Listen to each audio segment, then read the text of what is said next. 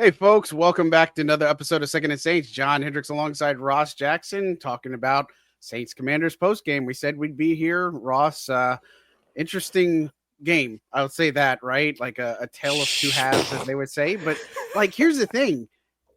It's like the norm, right? Like, this is just kind of the microcosm of how this team has been, like, in past 3 or 4 years, right? Like, I'm not really surprised. It's like one half is stinky. The other one, you fought, you come up short. Like, it's the same formula, but this one had a way different feel to it because they almost pulled off the upset today. Yeah, man. I was going to say, like, yeah, I guess it technically, like, fits a similar rhythm to what we've seen from the Saints in the past few years. But, man, was that entertaining. Man, was that fun. Man, did that have twists and turns and suspense and drama and all of it. Like, it was cool. Like, it was a fun game. Like, I think one of the things I've been talking about is, you know, I understand people don't like moral victories and stuff like that. I get that 100%. But this is one of those ones, you know what I mean? To where, like, you can walk away, you can kind of go, you know, I think the Saints learned some good things for themselves. And obviously at the top of that list is rookie quarterback Spencer Rattler all over again. Right. I agree. I mean, again, he's probably the focal point, but I'd say let's start with the ugly, right? Let's start with Jake Haener's day. Did not have a good outing. You know, that was really shocking to me. And of course, they cited that, you know, he only had 14 plays in the first half. I mean, they only had one first down. He got sacked a good bit. I thought the O-line protection was kind of iffy. I thought maybe he held on the ball a little bit too long in some aspects. You got one play that gets wiped out because of a holding penalty. And, you know, you got a drop on the other end.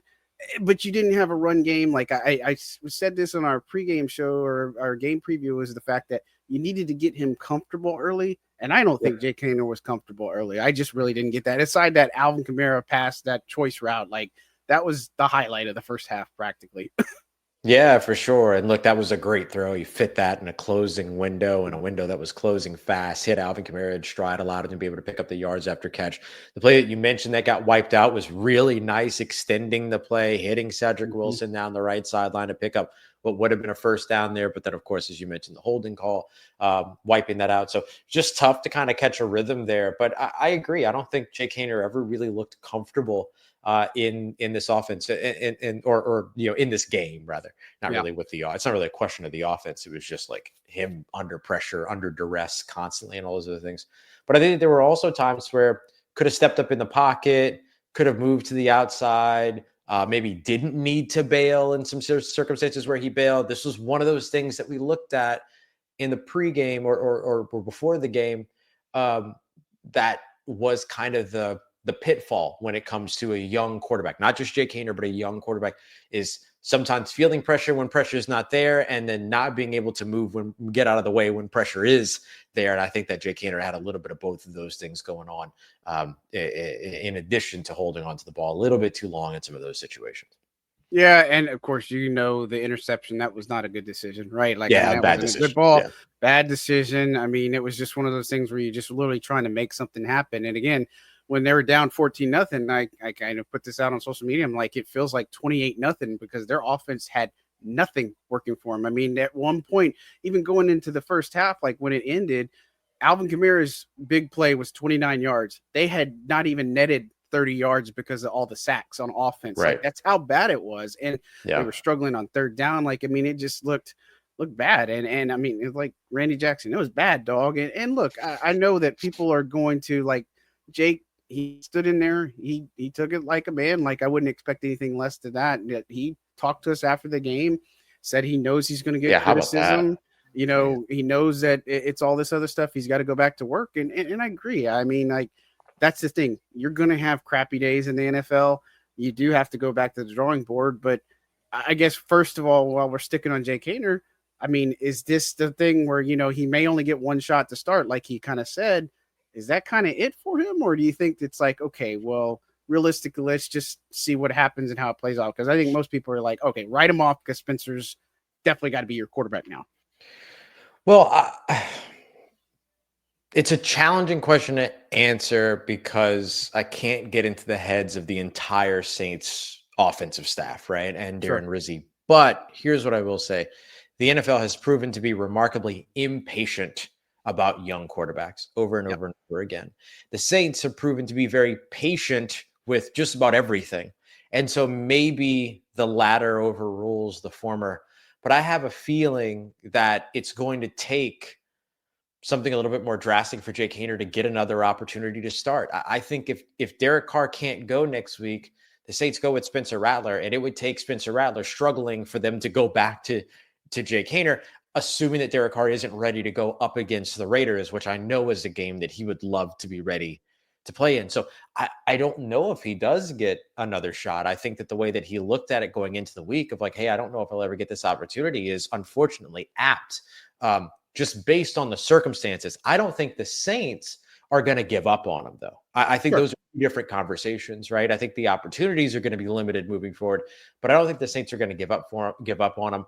I think the Saints will continue, though, to maybe shift their focus of potential starter over to Spencer Rattler while they continue to look at Jake Haener as a very quality backup developing with starter potential. And I think those are two very different conversations at the NFL level.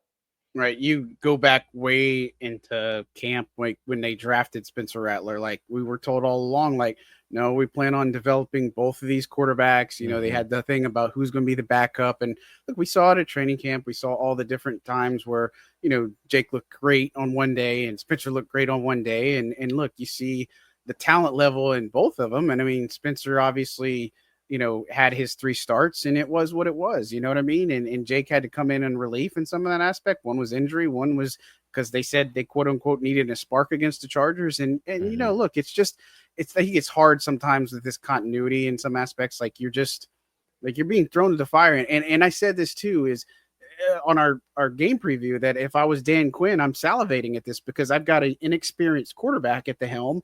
They were bringing all sorts of pressure to the table. Yep. Like they knew exactly what to do. And from a game plan perspective, to be able to affect him, to get him off. And look, regardless of whether he was comfortable in the pocket or the protection broke down, or, you know, there's a lot of hands that could be dirty in this aspect, to be honest with you. But, you know, again, for Jake, it's unfortunate because, again, I think the guy was rooting for you. But conversely, you're saying, okay, now in hindsight, if they started Spencer, they might have won this game, right? It's a like, weird that's conversation, right? Yeah, Yes, yeah.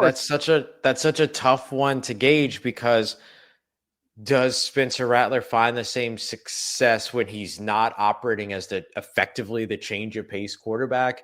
Does he get the same calls in the first half that he got in the second half?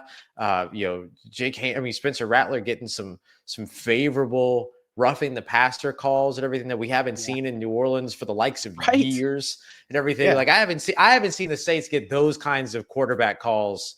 They didn't get those kinds of quarterback calls with Drew.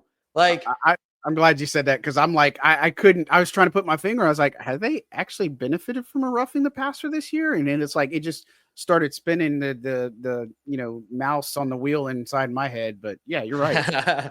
You know, and so it's just like it's one of those things to where like you don't know if that goes the same way in the first half and everything and all that. So it is a tough conversation to have. But man, it sure feels like. I think what's fair to say is if Spencer Rattler starts and does in the first half what he did in the second half, which wasn't a lot, he still completed less than 50% of his passes, completed less than 200 yards, but kept the ball away from harm's way. A couple of the incompletions that he had were drops. Frankie Louvu skying up to make a great play on the ball that was actually a really nice pass to Juwan Johnson. He said he should have just put a little bit more touch on it, all those other things. But like outside of all that, like if he is completing passes and doing what he did in the first half and the second half, then yeah, maybe the Saints do end up winning that game. Yeah, I mean, I get it, and I think that it's going to be hindsight. And look, the reality is, I think this is just another game of what if. Like this has been this team for years. well, what if they didn't have the injuries? What if they did this? What if they did that? And it's just, I mean, it's the cycle that we're in right now. And again, it's like, okay, what if Derek started this game and he was healthy? They could have probably Right. won if the defense played that way. I mean, you know what I'm saying? Like, there's just always Yep. that what if. But the reality is, 5-9.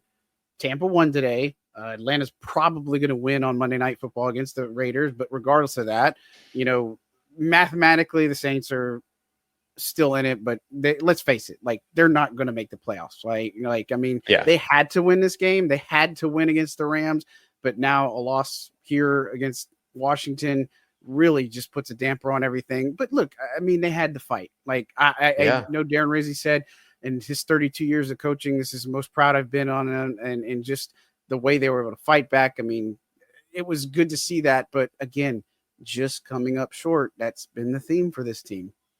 Yeah. Yeah. And I don't think Darren Rizzi necessarily hurt himself in this game, by the way. I thought that he coached a hell of a game in this one Mhm. and got everything he needed out of the defense, particularly in the second half, got everything that he needed out of that offense in the second half, and kept their hopes up. Not kept their hopes up, but like kept their heads up throughout what was a struggle of a first half. The Saints finished the first half with 38 total net yards, like as an entire offense.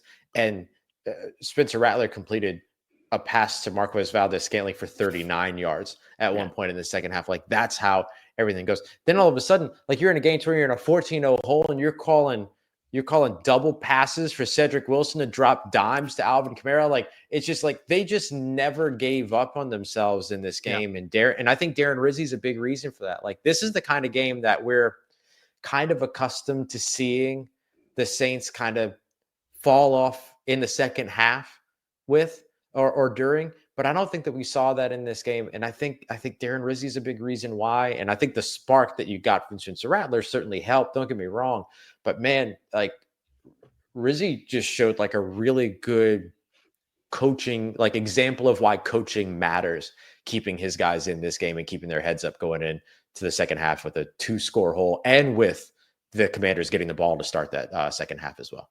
Totally agree. I mean, look, he's 3-2 now, and the thing is, when he took over, like, I mean, the players said it. They're going to be playing for each other at least. And again, there's no quit in this team. And again, they're playing for each other. But Riz brings a little bit something extra for the table, to the table and stuff. And so, look, I loved the effort. I loved the fact that they were aggressive and went for the win. Like he I love literally that. said it. Yeah. Kool-Aid was out with a stinger. They lost Alvin due to a groin injury. Marquez Valdez-Scantling was banged up and stuff. So it would not have potentially been and win in your favor if you go to overtime. But look, they were going to do it against the Rams if they scored.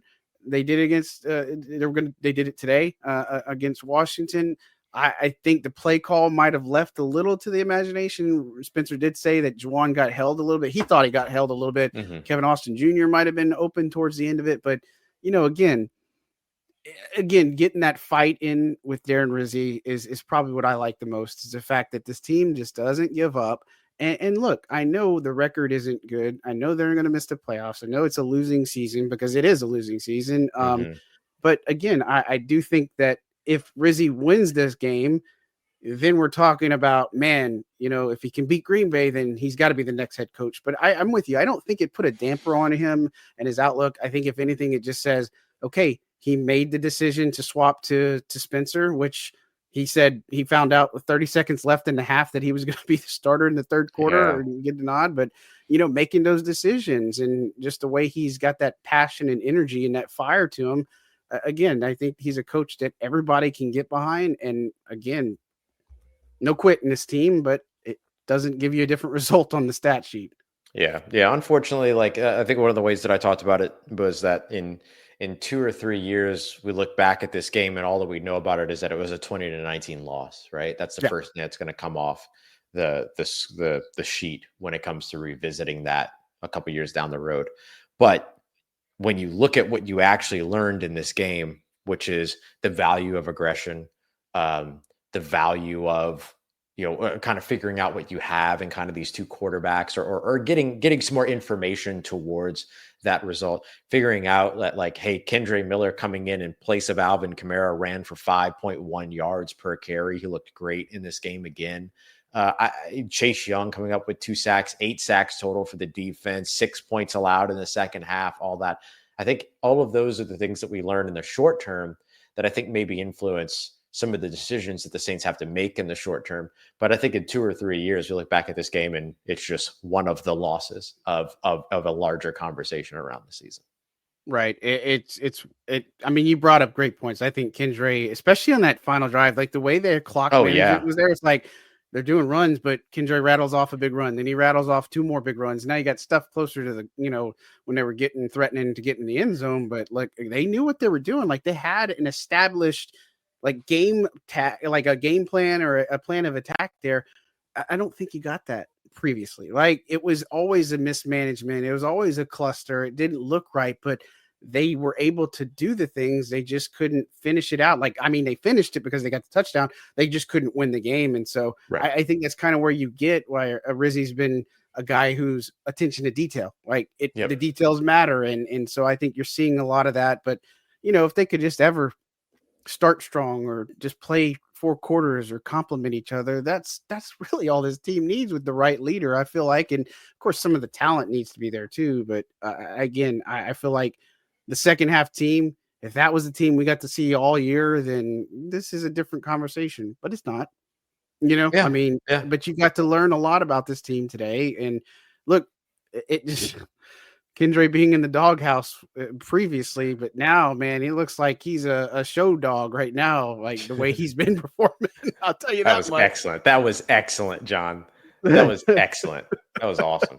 No, I think you're absolutely right. Right, like the giving him a clean slate might be one of the better decisions of Rizzi's tenure, outside of apparently moving on from Todd Grantham, because man, that defensive line came to life all of a sudden in this game against a mobile quarterback. What question mark?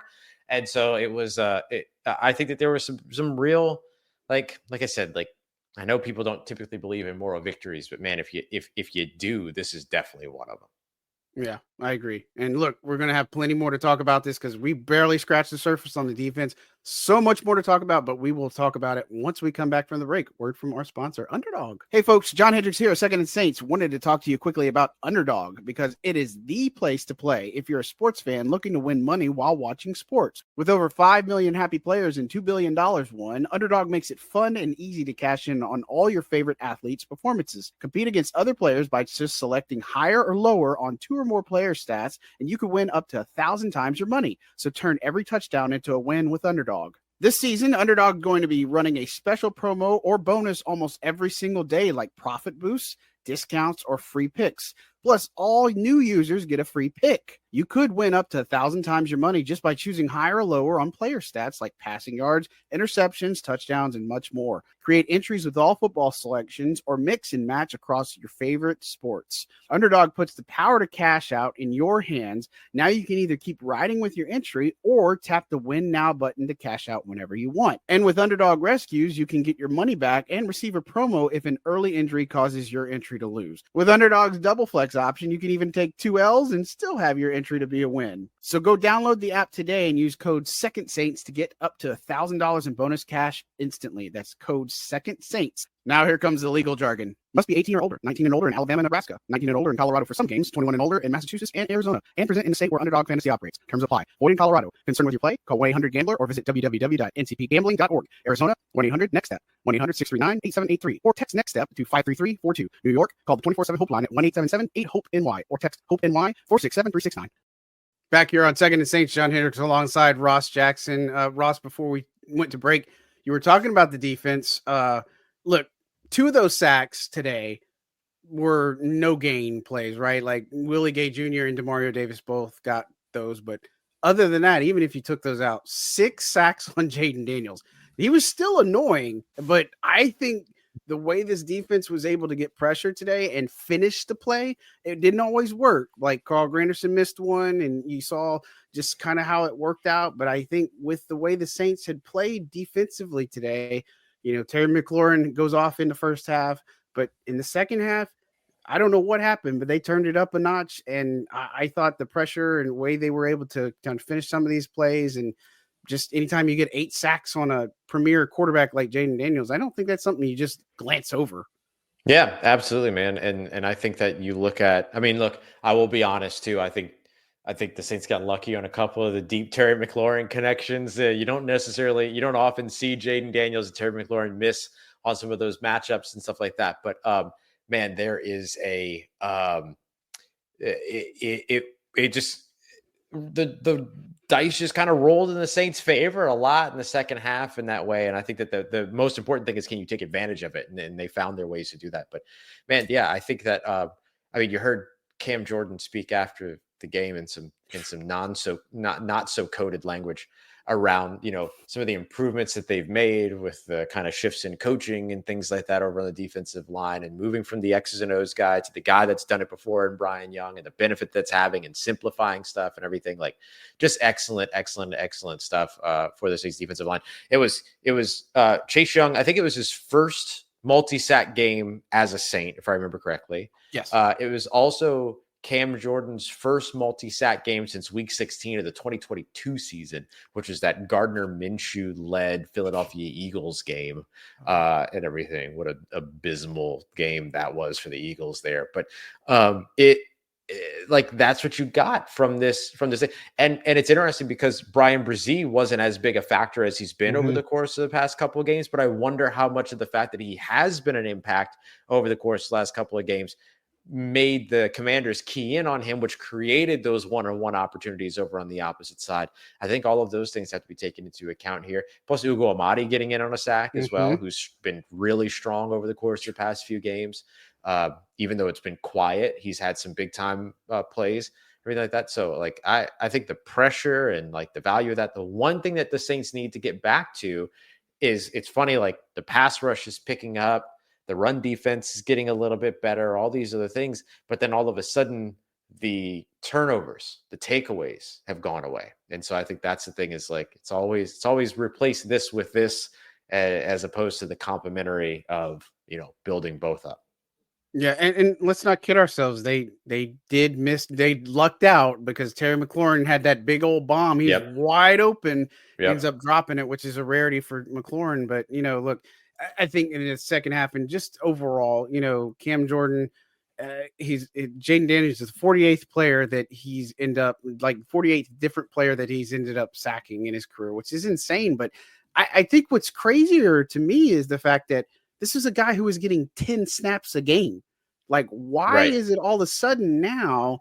And I just, again, I don't want to sit here and throw stones, but if DA didn't think he was the right guy, but now he's showing like maybe he's a little bit more of a flash, like, he's got a lot left in the tank. Like, that's really bizarre to me. Yeah.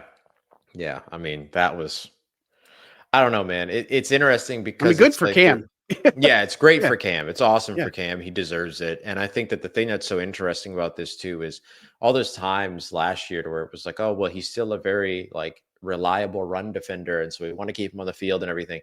And then all of that narrative just kind of went away here in 2023 or 2024. And then the Saints have been struggling against the run. And then now all of a sudden his snaps start to tick up. And even in this game where you had two rushers that went for over 60 yards, including Jaden Daniels, you were still in a situation where you only allowed 3.9 yards per carry in this game as a defense up against Washington. And you gave up two 20-yard runs, 20-yard run and a 24-yard run, I think it was. But outside of that, like, nothing too egregious when it came to the Saints defending this run game. And so it's interesting, it's like, oh, wait, you get the guy back on the field that's good against the run, and then you see some improvement in the run game. And then once you start to see some improvement in the run game, all of a sudden you're getting after the quarterback. It just kind of makes you wonder, like, oh, how could things have looked if they would have made those decisions a little bit earlier? Right. I feel you. And look, I think no matter how it shapes out, I guess better late than never. But I mean, again, it's just the fact that it's like you look back at the decisions that were made and all this other stuff.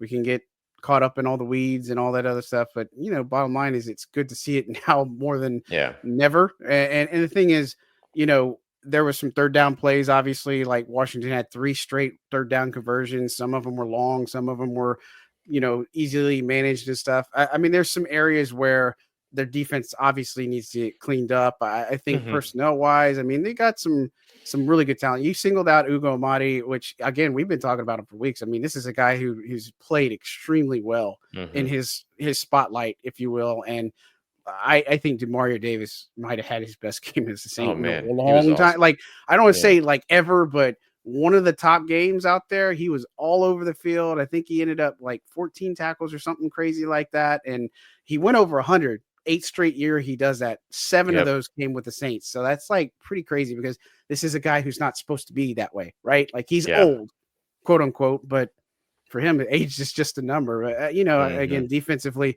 I like getting after the quarterback and seeing what they were able to do. And it just opens up some possibilities because what we've been talking about is everybody's under evaluation. So Right. if you're Brian Young, heck, this is an amazing opportunity for you.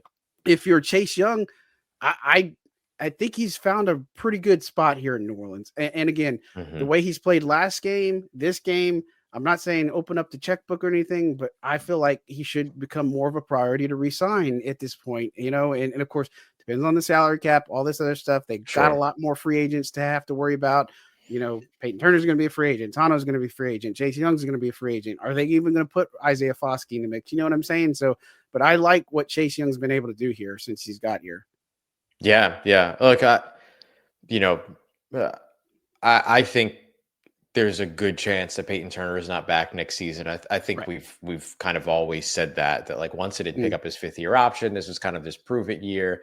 Today he gets flagged for the penalty on the field goal that ends up turning into a touchdown later, and all these other pieces and stuff like that. And then he hasn't really, this is the seasons where he has been healthy and has been available and on the field. And that used to be the one critique around it, right? Is that he wasn't healthy, he wasn't available, he wasn't on the field. Now he is, but not having as much of an impact as you'd like to see from him. And so I think it's going to be tough to justify or whatever it might be. It's going to be tough to bring him back. And if they do, it's on like a small contract, 1 year kind of prove it situation without much of a commitment to it all, everything. And so and Tano didn't make his debut this week like we Mm. expected, like many of us expected. So maybe that happens next week.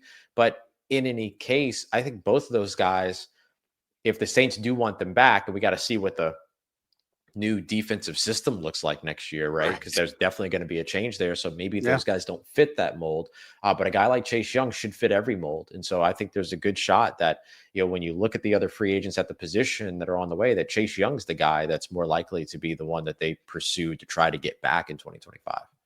Yeah, and it's going to be fascinating. I mean, you could look at almost a complete makeover on both sides of the ball. I don't Oh, yeah. know if Oh, what's yeah. going to be. It depends on who they bring in. Depends if they want to stick with the same system. Are they going to put something new in? Are they going to change up how they attack defensively? I don't know. I mean, that's what's going to be exciting about the offseason, even though, everybody's like, oh, no more football. But for us nerds that cover this team, it's going to be really Oh, man. exciting. Oh, yeah.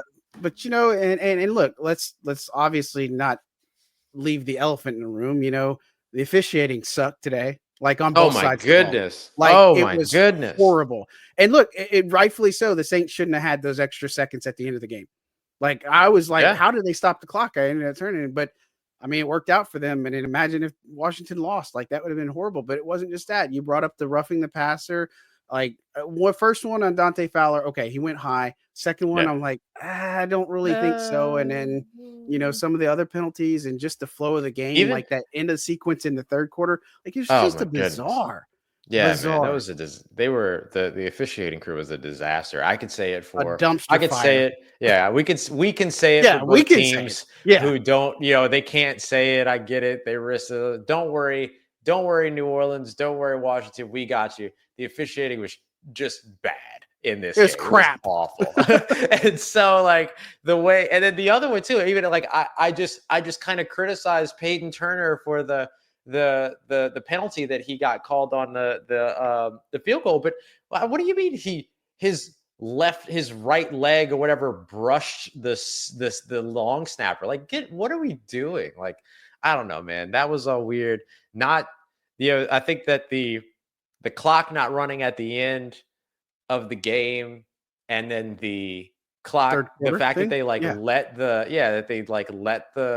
clock sit at 0 without blowing the play dead for the field goal at the end of the third quarter, which he ended up missing. So it ended up being just like a practice kick for him and everything. Like, that's just inexcusable. Like, both of those things are inexcusable and everything. And of course, like, shout out to Luke Johnson from over at NOLA.com, Tom's pick, who like did the pool report for the about the clock stopping at the end. And basically the official was just like, it's not reviewable. And then just like, that's it. Like, okay, cool. Thanks, man, for your help. Appreciate it. Like, that's just, it's crazy. That's wild. That's wild. Thanks, like, Captain Obvious. Yeah, right. Like the clock stopped. Yeah, we know. That's the question. Is like, what are we doing here? But like, this is the NFL's got to do something about officiating, man, because it just gets worse and worse, and these officials get worse and worse every year. Yeah, I mean, it is. And again, people don't realize these aren't full-time employees. And the fact is, you can't, if you're a coach or player, you can't talk about officiating because you're going to get fined. And look, Darren Rizzi was about as much of a tightrope walk. Like, he even said, like, hey, I got to stop. I wouldn't be surprised if he does get some. Yeah, he can get some words. Because, yeah, he's going to get some words for sure.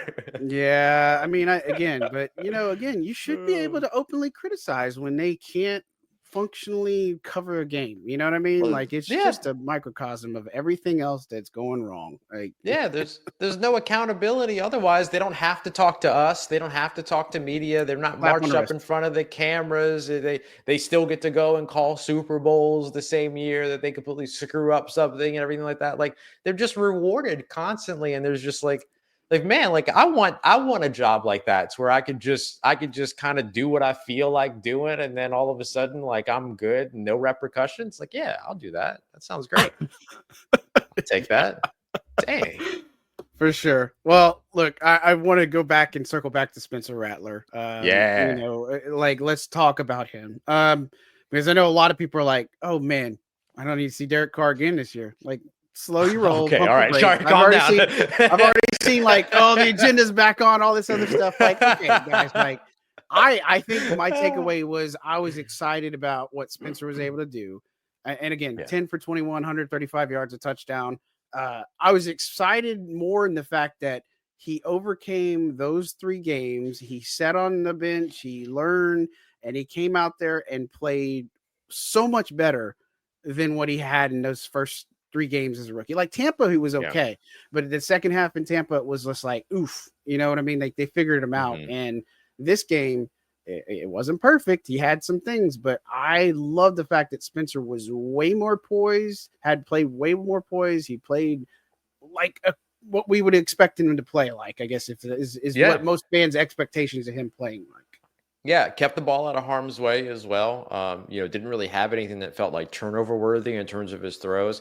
A couple of his passes batted at the line of scrimmage, so maybe that's something that you're looking at there. I mean, I know he's a guy that, even Darren Rizzi said, oh, well, when we drafted Spencer, it was like, oh, he's not the tallest guy. He's not all this stuff. So maybe there's a factor in that when it comes to it. But like, if he learns to navigate that and, puts a little bit more touch on the seam pass to Juwan Johnson, we're having a little bit even more positive conversation around Spencer Rattler if he makes some of those moves. So I think that was the thing that stood out to me was not only, John, did he come in and kind of shake off those first 3 games, those first 3 starts.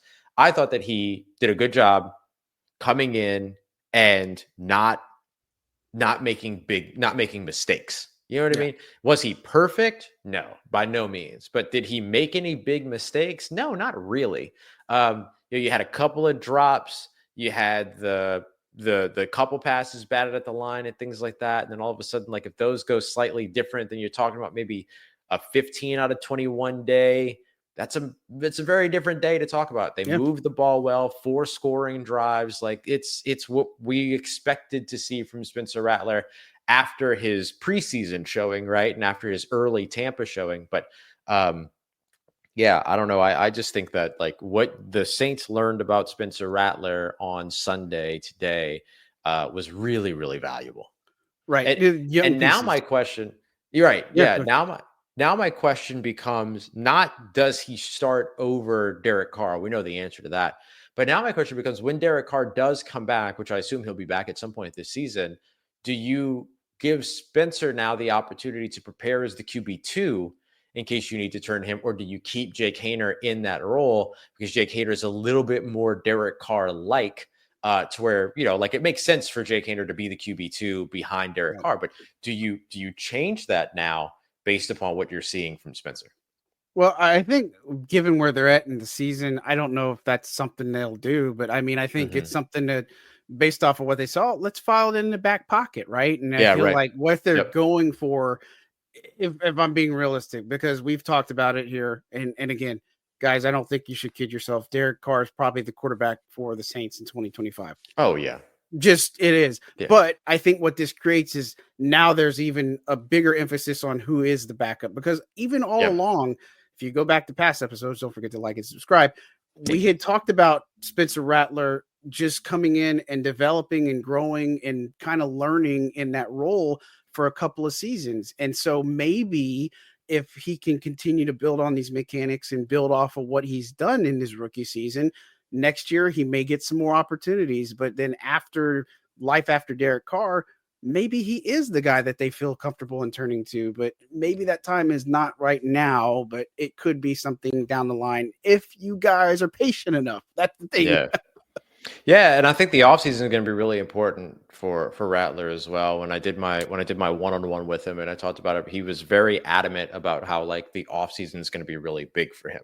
Give him an opportunity to, what he said was, come back a new quarterback, come back a different person and everything. And so like he's got things that he wants to work on in terms of which I assume has to do with like workouts and getting, he mentioned his lower body, getting faster, working on that, all these other things. So I think that there's like some of these kind of fine tuning, maybe even big shift things that he wants to do over the course of the offseason that maybe helps him transform into an even better pro come next year. So I'm really interested to see how that shakes out for him as well, because he's looking at he's not just looking at like, okay, what's the end goal? He seems to be very much looking at what his process is, right? In terms of getting there. And a lot of that process can't happen while he's, actively playing games and things like that. And so I'm really interested to see kind of how things shift for him over the course of the offseason and how that potentially furthers his potential and opportunity in 2025 and beyond. Right. We've talked about building blocks on this show for a while. I mean, I feel like he's another piece that could be a building block. Kendre Miller, golly, if he plays like that, like the sky's the limit for a guy like him. I mean, I know even if you get Taysom back, which you're probably not going to have him at the start of the season, which we should know that. But Kendre and Taysom, I mean, Kendre and Alvin can be a really good 1-2 punch. And that's kind of what we envisioned, that it would have been a good 1-2 punch. It's just the injuries have kind of slowed him down. And hopefully now it can put it behind him. He can get some better conditioning in the offseason. And, who knows what's going to happen in that aspect. But again, I think they have some young bucks, I guess you could say, that you can really build around in some aspects, or guys that you're saying, okay, I feel good about this guy at this position. Maybe we look at addressing this particular spot or whatever the case may be. And I don't know. It's one of those things. The 2-point attempt, because obviously that connection to Foster was insane. That wasn't just the only connection. There was a play where Rattler evaded the pressure and like had this little dump off to Foster, who came from blocking to come in and get open, and then made the moves. Like Foster's been been on one a lot lately. I mean, he's been pretty solid, but that's a big hookup for a touchdown. But what did you see on the 2-point conversion? Yeah, look, first of all, I'll say this. I loved the call to go for the win, right? Yes. Oh, totally. Such a big part of coaching, in my opinion, is showing your guys that you believe in them and showing everybody else that there's something to believe in. And I thought that Darren Rizzi did that by making that decision. So I want to start off with that. Totally I liked the play call in terms of what it is that the Saints did. I liked it for two reasons. The first of which is you put Spencer Rattler on the move, and that's where he's very comfortable. He wants to use his legs more, all those other things. And you're threatening the defense with his ability to run. So you might be able to pull somebody down. Like there's a lot of things that didn't necessarily go that way, or just didn't necessarily go probably as planned for the specific play call. But I can see the vision of the play call in terms of bringing a linebacker down, a safety down, forcing somebody to crash down on Spencer Rattler, thereby opening up somebody in the end zone. I get it. The second reason why I liked it was go to the tight end, go to the big body, go to effectively the exact same place where you just went. Foster Moreau, right hash, beyond the right hash, at the front of the goal line. That's what they went for, or at the front of the end zone, excuse me. That's what they went for, but they went for it with Juwan this time. And they were an inch away, a couple inches away at most, from winning that football game. And so that's why I liked it. I liked the play call. I liked the call to do it all on its own as well. Yeah, I mean, I know it's hindsight, kick it and go into OT, but we talked about why, Rizzi was thinking about it, and every single player wanted to do it. Like they had the momentum in a lot of aspects. They had it all there. I mean, again, it was theirs for the taking. They just couldn't finish it, right? And so at first, I don't know that I really liked the play call, but I was just looking at how things were, and I think I tend to be okay. I agree, putting Spencer on the run. Or on the move a little bit. And then, Juwan, it's close. I think Juwan knows probably in his mind that he probably should have had the ball. But again, maybe held up just a little bit. And that little small second was what the Saints needed, just like, against the Rams. He just needed a half second more to find the open person. I don't know. But it's tough. And regardless, they still lost the game. And still looking at like a top 10 draft pick and all this other stuff. So it's not like for the guys who are the tank people, it's didn't hurt them. You know what I mean? That's it. It wouldn't, and even if they would have won that game, it wouldn't have changed their draft position enough or anything like that. Like they'd be right where they are. And so, yeah, why not? Right. Yeah. Why not? And I think that's the biggest thing is pull out all the stops and stuff. And so, again, they got a tough task in Green Bay next week. And this is probably a good time to announce, like, we're not going to make that road trip for various reasons, but we are going to have our first watch party. So you'll be able to hang out with me and Ross throughout that game here on our stream. We'll be live for the entire game. We might have to have some bio breaks and some food breaks every once in a while, but we'll be working, but we'll be doing a live stream. So I told Ross it's like discount Key and Peele Manning cast type stuff. And so I don't know, just looking forward to that. So we'll put it up, spread the word, but that's the plan for Monday Night Football. I'm really excited about that. But look, any other things? Oh gosh, let me say this because I am talking a lot, but special teams got a shout out. JT Gray, Rico Payton had another play where they met at the punter or punt returner again. JT Gray has been playing outstanding, I feel like, and he had another really good stop there. Jalen Ford made a really nice special teams play, special team stop. He got the nod because DeMarco Jackson was on injured reserve. But look, I can't not mention special teams. I thought Matt Hayball did a pretty good job punting too. But in groupie, big kicks, 41 and 51. I mean, again, I thought special teams was pretty solid. Like that phase of the game was not one that I questioned. I mean, Kendra had that one return that didn't go as long as his other ones. So, but I feel like that's something you just got to bring up. So what else for you? Yeah, for sure. No, I wanted to shout out Hayball too. 2 of his 4 punts were inside the 20, both of which inside the 10, one of which inside the 5. So really, really nice stuff there. JT Gray, of course, fielding that punt at the 2-yard line, if I remember correctly, John, I think it was, and everything. So just excellent there. And then I thought that the other thing that the Saints offense did in the second half that I want to make sure that we highlight is that they strung together long drives. Their shortest drive in the second half was equal to their longest drive plays wise in the first half, 6 plays. Then they had drives of 10 plays, 12 plays, I think it was. They had an 8-play drive, if I recall correctly. And so just really good stuff in the second half from that positioning. I'm just looking at it. Sorry, it was 6 plays, 9 plays, 7 plays, and 11 plays. So I was wrong on literally every number that I said. So just ignore all the numbers that I said and remember those numbers instead. And so like that was the thing that I thought was good. And then look, they went from having a minus 14 net yard drive. They had 3 more drives in the first half that were less than 20 yards, one of which was a minus 4-yard drive. And then in the second half, their 4 drives were 71, 51, 59, 56 yards. That's what you wanted. That's what you wanted to see from this team. And how about another pair of missed field goals in front of Darren Rizzi, even though one of them ended up getting re-kicked and all this other stuff. Just the Rizzi magic continues, man. Wild. Yeah, wild. And I No, wish if that field goal didn't count, then Saints probably would have won that game. You know what I mean? There's very just different always these what situation. ifs. Mhm. But regardless, still a fun game in some aspects. Like I said, I came out of that game. I was hoping that they pulled off the upset at the end there, but I think based on what we thought, the Commanders were going to do, and based off what the Saints were able to do, this was way closer than any of Yeah. us would have thought. Like the Oh yeah. Commanders, they got to get some things figured out because I know they have big playoff aspirations, and way Philly's going, they're going to win that division, but Washington's got some work to do before they can, think about going deeper than just a wild card. And look, I think they're super talented, but Oh yeah. something they've got to figure out. Like Cliff Kingsbury's got to figure out some things. I think they tried some things differently today that it's not common for Washington, but that's what I'd say about them. Yeah. They're a team that's a year ahead, but still a year away, is the way that I look at them. Like they're a team that should be 2 or 3 years away right Yeah. now, but I think they're only a year away, so they're closer than expected, but still not necessarily that powerhouse that they could potentially be in another year or two.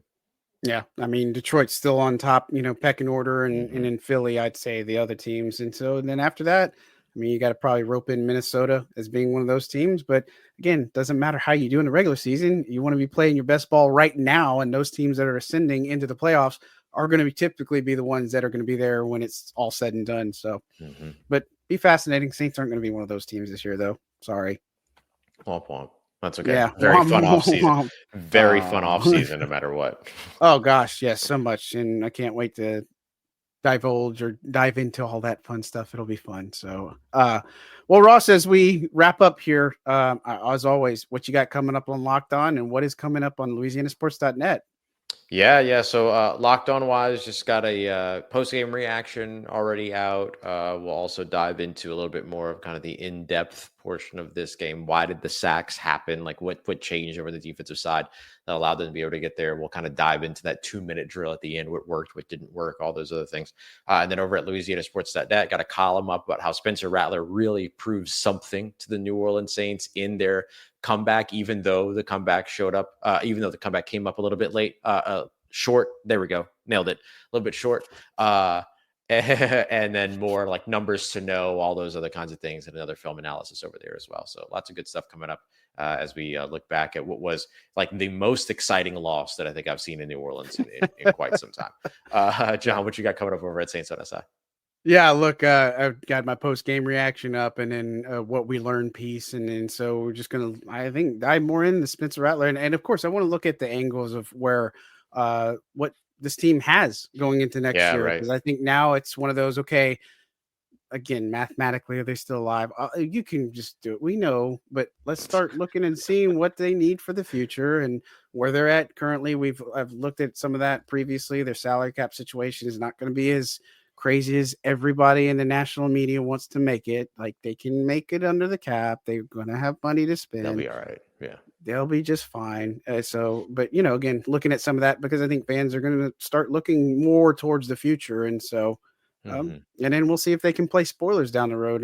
Can they upset a Packers team? Can they upset a Buccaneers team and throw a monkey wrench into everything, if you will? So Play spoiler, have some fun. Have some yeah, fun. for See sure. if Derek Carr can get a little revenge on the Raiders. Like there's still some good storylines coming up. Yeah, well, I mean, it's Desmond Ritter, so I don't know if I'm expecting too much for the Raiders. So, but we'll see. Well, We'll see. Yeah, things happen. So, well, guys, as always, thank you so much for tuning in to Second and Saints. Don't forget to hit that like, subscribe button on YouTube. Really appreciate all your support that you've had for us this season. Again, looking forward to this live stream that Ross and I are going to do for the Green Bay game. So be sure to come hang out. I might be in the future and I might spoil your game. So no promises there. And I might react a little bit. So it's cool. You'll get to see us both in action and we'll try to. I don't know. We'll just see how it goes, but we invite you guys to join us. Saints are going to have an extra day. I guess not necessarily a day off, but an extra day. So they're not going to start practicing until Thursday.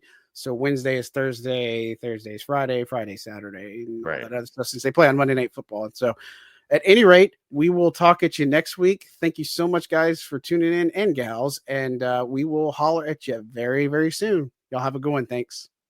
Love you.